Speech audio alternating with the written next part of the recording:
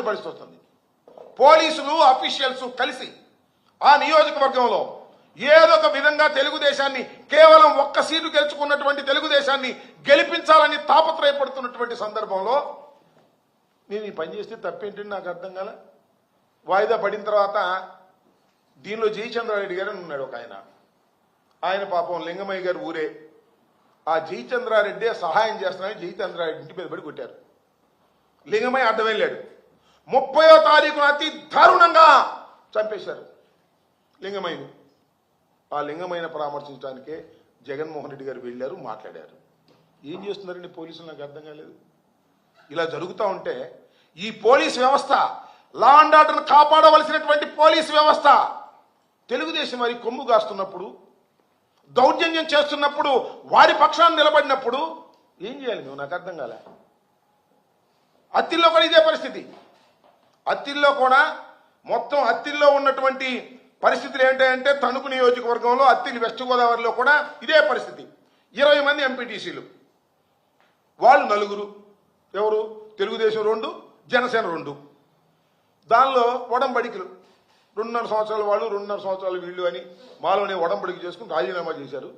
రాజీనామా చేస్తే మళ్ళీ ఎన్నిక వచ్చింది. ఎన్నిక వస్తే ఏంటి అటు ఇటు చేసి ఇటు చేస్తే చివరికి ఏమైంది, ఒకరు ఇదైతే ఒకరు డిస్క్వాలిఫై అయ్యారు. 13-6 మాది 13 వాళ్ళు 6. ఎప్పుడు అన్ని ప్రలోభాలు చేసిన తర్వాత కూడా ఏం చేశారండి ఆ రోజు ఎన్నికల్లో?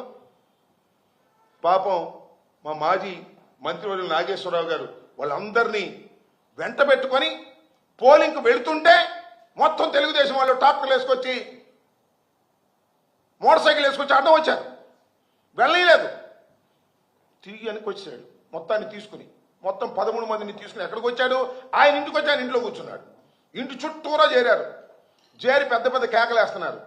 బొత్స సత్యనారాయణ గారు కూడా అనేక సందర్భంలో ఫోన్ చేసి అక్కడ గొడవ జరుగుతుందండి వెళ్ళండి అని పోలీసులు ఇదిగో వస్తున్నారు అదిగో వస్తున్నారని ఆ రోజు వాయిదా పడిపోయింది. నెక్స్ట్ రోజు కూడా వాయిదా పడిపోయింది. మా స్ట్రెంగ్త్ ఏంటి? 13-6 గెలిచింది 16 మంది మేము. ఏంటిదంతా? పోలీసులు రారు. పోలీసులు ఎన్నికలు జరగకోకుండా ఉండేందుకు ప్రయత్నం చేస్తారు. మాకు మెజారిటీ ఉన్న చోట వారికి సపోర్ట్ చేస్తారు. ఏంటి రాజ్యం అని నాకు అర్థం కావట్లేదు. ఇలాంటి పరిస్థితుల్లో లింగమయ్య హత్య జరిగినటువంటి సందర్భంలో జగన్మోహన్ రెడ్డి గారు మాజీ ముఖ్యమంత్రి గారు వెళ్ళి వారిని పరామర్శించి కొన్ని వ్యాఖ్యలు చేస్తే ఆ వ్యాఖ్యలంట చాలా ప్రమాదకరమైన వ్యాఖ్యలంట. ఒక ఆయన మాట్లాడుతున్నాడు, ఎవరు తెలుగుదేశం పార్టీ అధ్యక్షులు మాట్లాడుతున్నారు, పల్లా శ్రీనివాస్ గారు మాట్లాడతారులే. ఆయన అంటాడు జగన్మోహన్ రెడ్డి గారు పెద్ద రౌడీ అంట. మేమా రౌడీలు మీరా?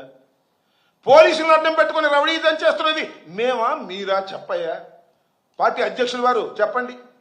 అట్లాగే రెవెన్యూ మంత్రి గారు అనగాని సత్యప్రసాద్ గారు జగన్మోహన్ రెడ్డి గారు సైకో అంట అనండి. అలాగే మరో మంచి సత్యకుమార్ జీవితంలో నిజం ఎప్పుడు చెప్పడంట జగన్మోహన్ రెడ్డి గారు. ఈయన చెప్తాడు, చంద్రబాబు చెప్తాడు, అంత ఇంకెప్పుడు చెప్పరు. చంద్రబాబు మాత్రం నిజాలు చెప్తాడు. జగన్మోహన్ రెడ్డి గారు సైకో అంటాడు. మరి ఈయనేమరయ్యా నాకు అర్థం కాలేదు. చంద్రబాబు నాయుడు గారు చీటర్ కదా? ఎన్ని మోసాలు చేశాడు ఈ రాష్ట్రంలో, ఈ దేశంలో ఎన్ని పార్టీలు ముంచాడు. ఇచ్చిన హామీలన్నింటినీ కూడా ముంచినటువంటి పెద్ద చీటర్ చంద్రబాబు నాయుడు కాదా అని అడుగుతా ఉన్నా. మమ్మల్ని అంటవేనా? మీ చీటర్ గురించి మాట్లాడరా? ఇవాళ ఇంత దారుణమైనటువంటి పరిస్థితి రాష్ట్రంలో నెలకొల్పుంటే ఎంత దారుణమని నాకు అర్థం కాదు.